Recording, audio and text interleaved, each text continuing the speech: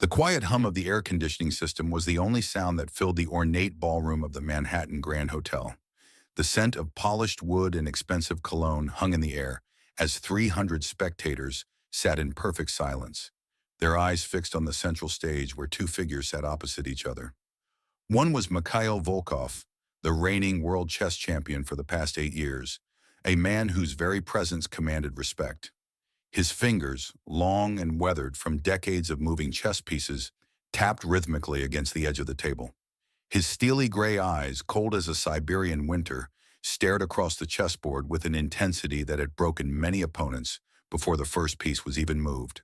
Across from him sat a tall, slender young man in a perfectly tailored navy suit, his posture immaculate, his expression unreadable. Few in the audience knew what to make of Barron Trump's unexpected appearance at the New York Chess Open. The whispers had started days earlier when his name appeared on the roster of challengers who would face Volkov in a charity exhibition match. Most dismissed it as a publicity stunt. What did the son of a former president know about competing at the grandmaster level? Now, as the two sat facing each other, the tension in the room was so thick you could almost taste it. Trust me, by the end of the story, your jaw will be on the floor. Let me tell you exactly what happened, how a simple chess match turned into a moment that would change the way people viewed not just Barron Trump, but the very nature of genius itself. But before we continue with this incredible story, I want to know where you're watching from. Drop your country or city in the comments below. And if you're new here, this channel brings you the most amazing true stories about extraordinary people and events. Make sure you hit that subscribe button and turn on notifications so you don't miss our next mind-blowing video. Now let's get back to what happened that fateful day in New York City. Tournament director Helena Rodriguez approached the microphone, her crimson blazer standing out against the neutral tones of the venue. Ladies and gentlemen, welcome to our special exhibition match. Today, World Champion Mikhail Volkov has graciously agreed to face a series of challengers to raise funds for chess programs in underprivileged schools. Our first challenger, Helena continued, her eyebrow raising slightly as she read the name, is Mr. Barron Trump. The applause that followed was scattered and uncertain, mixed with confused murmurs and a few barely disguised scoffs. From the front row, an older man with white hair leaned toward his companion. "This is absurd," he whispered loudly enough for those around him to hear. "Volkov has an ELO rating of 2,850. Has the boy even played in a sanctioned tournament before?" Barron showed no reaction to the comments, his face a calm mask as he extended his hand across the board. Volkov shook it firmly, his expression a mixture of bemusement and faint annoyance. The champion clearly viewed this as nothing more than a trivial exhibition, a brief detour before facing more worthy opponents. The match was set for 30 minutes, standard exhibition format. Volkov, playing white, would have the first move. As the digital clock was set, something unexpected happened.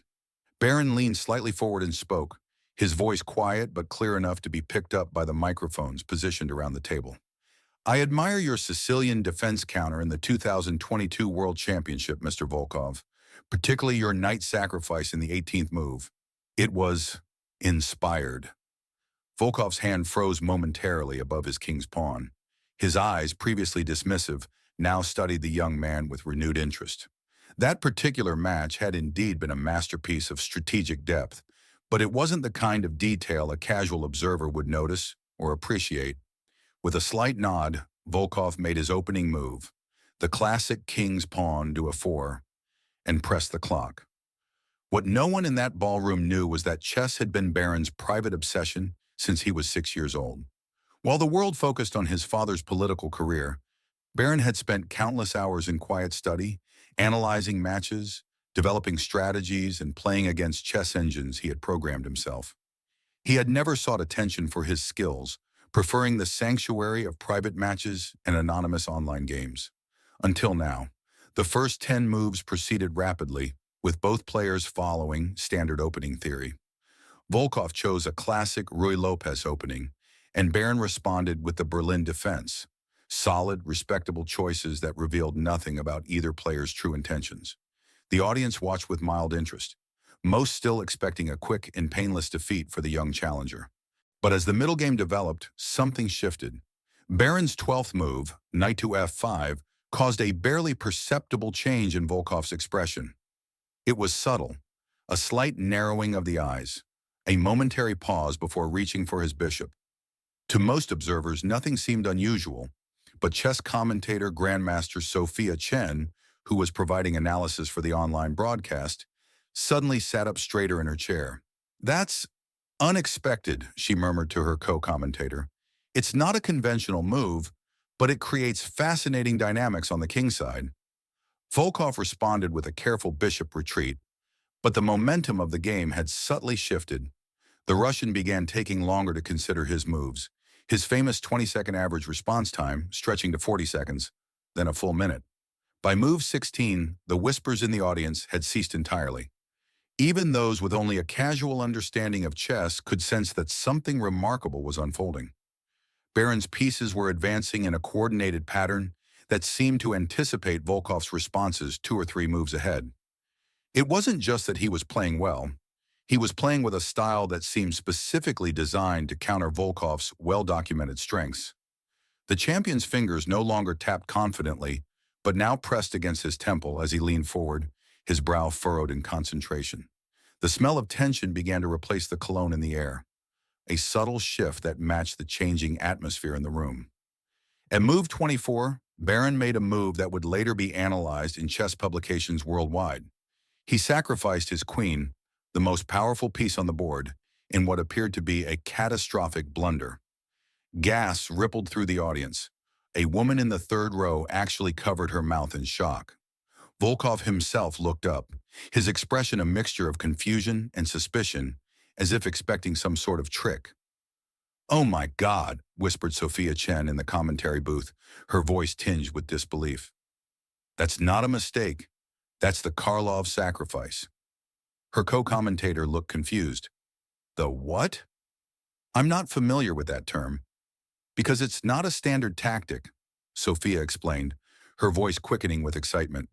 "It's a theoretical position developed by Soviet Grandmaster Anton Karlov in the 1970s, but it was never successfully executed in high-level play. It's considered too risky, too complex to calculate in real time. There are simply too many variables." On stage, Volkov stared at the board for nearly 4 minutes, an eternity in chess time, before cautiously capturing the offered queen. The audience held its collective breath as Barron calmly moved his knight forward, putting Volkov's king in check and simultaneously threatening his rook. What followed was a cascade of precisely calculated moves that transformed the apparent sacrifice into a brilliant strategic advantage. 3 moves later, the realization began to dawn on Volkov's face. His king was being herded into a corner of the board, his powerful pieces suddenly uncoordinated and ineffective against Barron's advancing forces. The champion's face, normally impassive, began to show signs of strain. A bead of sweat formed on his forehead, catching the light as it rolled down toward his eyebrow. His hand, when reaching for pieces, had lost its fluid confidence, hesitating momentarily before committing to moves.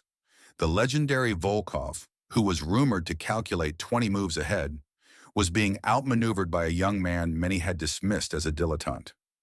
In the audience, Alexander Petrov, himself a former chess champion and Volkov's longtime mentor, watched with widening eyes. "Impossible," he whispered to himself, pulling out a small notebook and frantically scribbling down the move sequence. "This is simply impossible." At move 32, Barron advanced his bishop to g3, a move that seemed innocuous to casual observers, but caused Volkov to physically recoil in his chair. The champion stared at the board, then at his opponent, then back at the board, as if unable to reconcile what he was seeing. "Checkmate in 5 moves," Sophia Chen announced in the commentary booth, her voice barely above a whisper. "There's no way out of it, no defense that can prevent it." Volkov saw it too. His shoulders, which had been rigidly held throughout the match, now slumped slightly as the inevitability of his position became clear. Yet chess etiquette demanded he play until the actual checkmate, and so he did, mechanically moving his pieces in the only ways available as Barron calmly closed the trap. When the final move came, rook to e1, delivering checkmate, the silence in the room held for exactly 3 seconds before erupting into chaos. People leapt to their feet, Cameras flashed, and a buzz of exclamation filled the air. Barron, maintaining his composure, extended his hand across the board. Volkov, his face a complex mixture of shock, respect, and confusion, took it in a firm handshake. "Remarkable," the champion said, his Russian accent thicker than usual as emotion colored his voice. "Truly remarkable." Tournament director Helena Rodriguez approached the table, visibly flustered, the carefully planned schedule for the day now completely forgotten. "Ladies and gentlemen," she began, but her voice was lost in the commotion.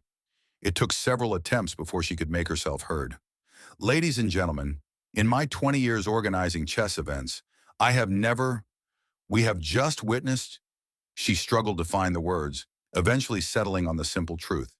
"Mr. Trump has defeated World Champion Mikhail Volkov in 34 moves. But this extraordinary upset was only the beginning of a story that would grow more incredible with each passing minute."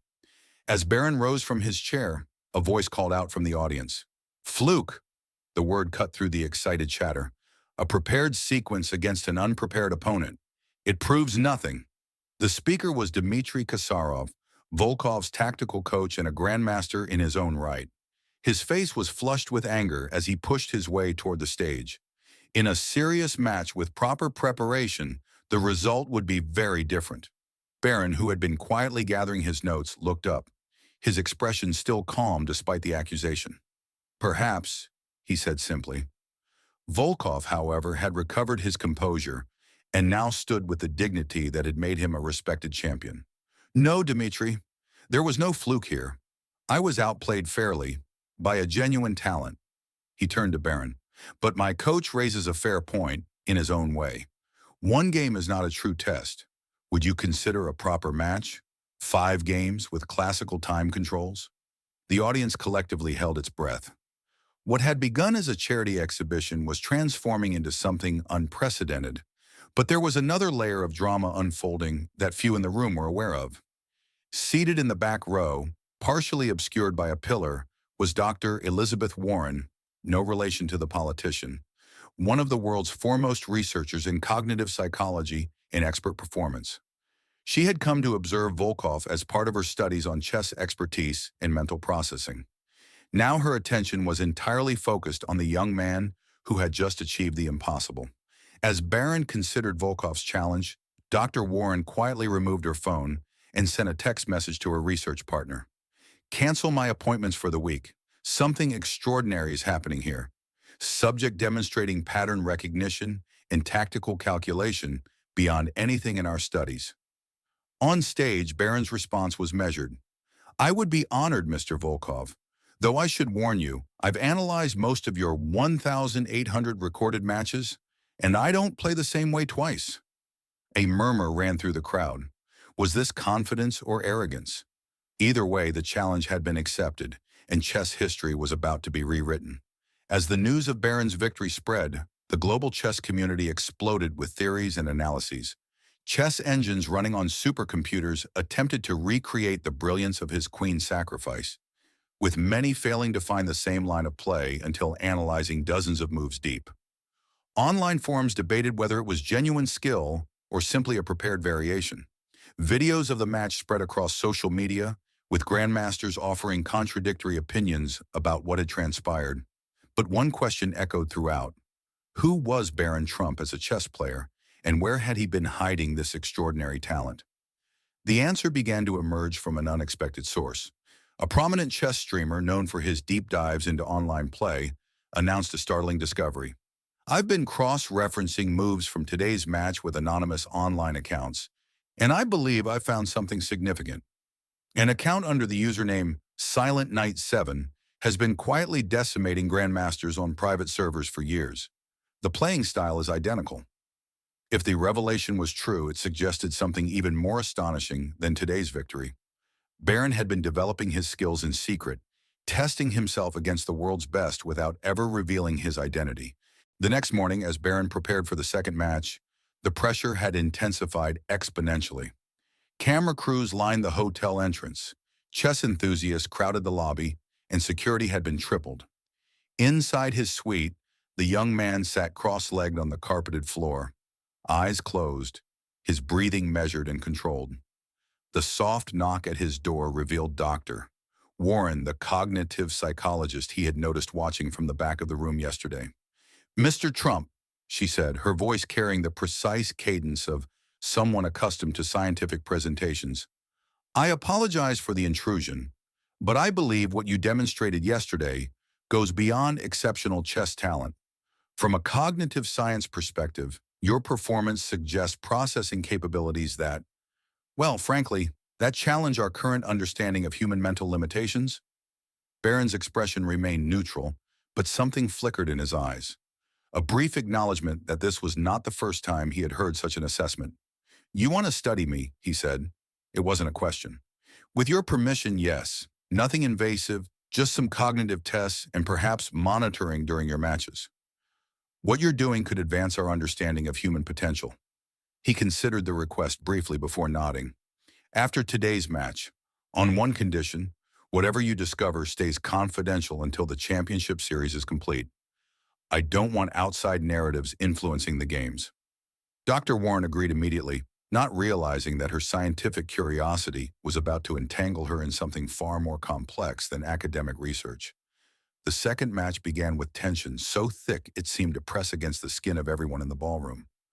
Volkov had spent the night analyzing his defeat, preparing counter-strategies, reinforcing his psychological armor. Today there would be no underestimation. The champion opened with d4 instead of e4, a significant departure from his usual style. The message was clear. This would not be a repeat of yesterday. Barron responded with confidence, his moves coming after brief but adequate consideration. As the game progressed, a subtle shift became apparent to the expert commentators. Volkov was playing exceptionally well, perhaps better than he had in years, forcing his young opponent into increasingly complex positions. "The champion has come prepared today," Sophia Chen observed in the commentary booth. "He's forcing complications where most players would seek simplification." On stage, Barron's expression remained unchanged, but those watching closely might have noticed a new intensity in his eyes as he studied the increasingly complicated position. The pieces formed patterns of extraordinary complexity, the potential variations multiplying with each move. 4 hours into the match, at move 38, the critical moment arrived. Volkov had sacrificed a pawn to create pressure on Barron's kingside, a brilliant strategic decision that forced a crisis. The young man now faced a position where most grandmasters would need 15 to 20 minutes to calculate the optimal response. Barron studied the board for exactly 3 minutes and 17 seconds before making his move. Knight to h5, a counterintuitive choice that seemed to ignore the immediate threat while setting up a defensive structure 2 or 3 moves in the future. Volkov's eyebrows rose slightly, the only indication of his surprise. From that point forward, the game transformed into a defensive masterpiece. Barron's pieces coordinated with machine-like precision, gradually neutralizing Volkov's attack. The champion pushed harder, sacrificing additional material for attacking chances, but found each avenue methodically closed off. By move 56, what had begun as a dangerous attack had been completely diffused. Volkov's ambitious strategy had left him with a materially inferior position and no compensation. After several more moves, he extended his hand in resignation, acknowledging defeat for the second time in as many days. As the players stood to leave the stage, Volkov spoke quietly to Barron, his voice captured by the nearby microphones. "You defended perfectly, not just accurately, but perfectly. How did you calculate all those variations so quickly?" Barron's response was equally quiet but clear. "I don't always calculate each variation fully. Sometimes I just see the patterns. The energy flows between the pieces, the hidden harmonies in the position." Volkov stared at him for a long moment. "In 30 years of playing chess at the highest level, I have never encountered anyone who sees the board as you do. Not even the computers play with such intuitive precision." Following the match, Dr. Warren conducted her cognitive assessments in Barron's hotel suite.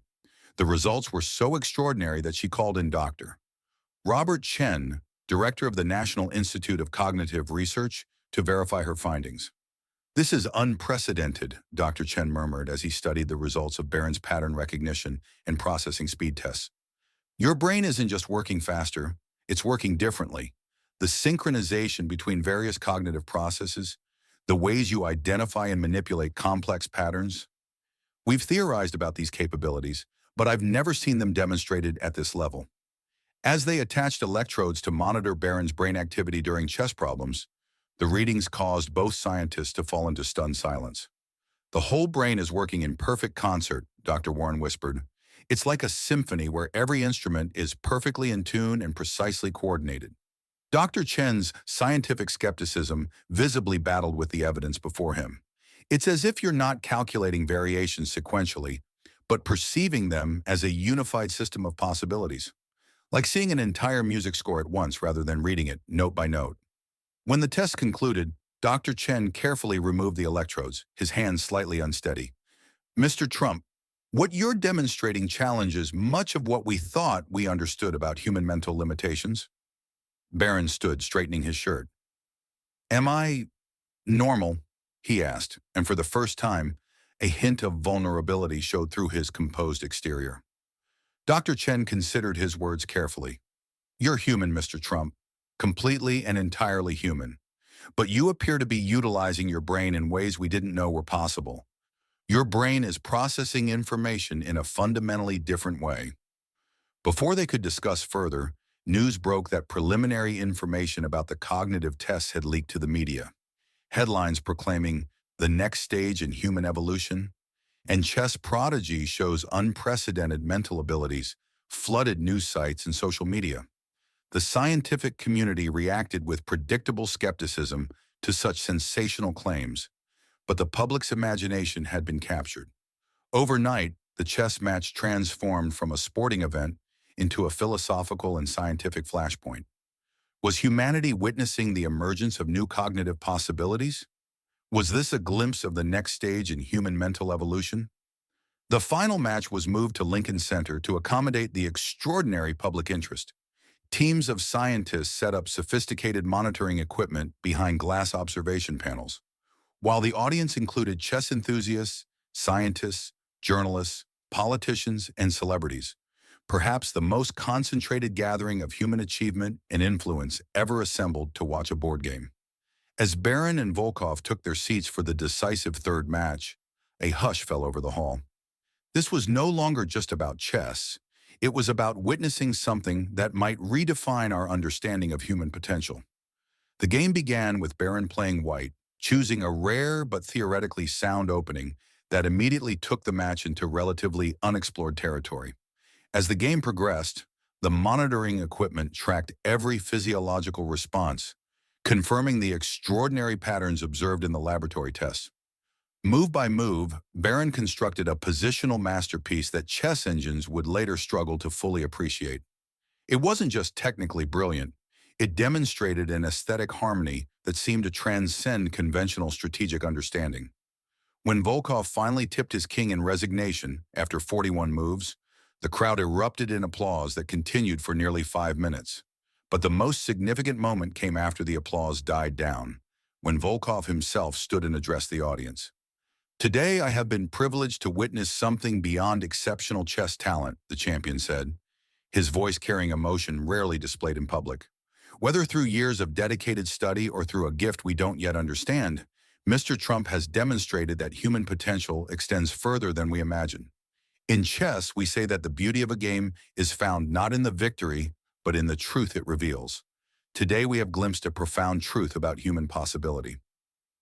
1 week later, Dr. Warren and Dr. Chen published their preliminary findings in a prestigious scientific journal. Their carefully measured language avoided sensationalism while acknowledging the potentially paradigm-shifting implications of Barron's cognitive patterns. They proposed that certain individuals might be developing neural pathways that represented a natural evolution in human information processing. Not supernatural, but the next step in our species' ongoing cognitive development. Far from seeking celebrity status, Barron disappeared from public view almost immediately after the match series. Rumors placed him everywhere from Silicon Valley tech companies to classified government research programs, but no confirmed sightings emerged. The only public statement came through a brief letter to the chess community. Chess taught me that the most beautiful solutions often hide in plain sight, waiting for someone to see the patterns others miss. I believe the same is true for humanity's challenges. There are elegant solutions waiting to be discovered by minds willing to see beyond conventional limitations. My journey has just begun, and so ended the unprecedented chess match that left everyone speechless. Not just because of the brilliant play, but because for 3 days in New York City, humanity caught a glimpse of what might be possible when the human mind transcends its previously imagined boundaries. If you enjoyed this incredible true story, don't forget to like, subscribe, and share with others who appreciate stories of extraordinary human achievement. Let us know in the comments what you thought about this remarkable event.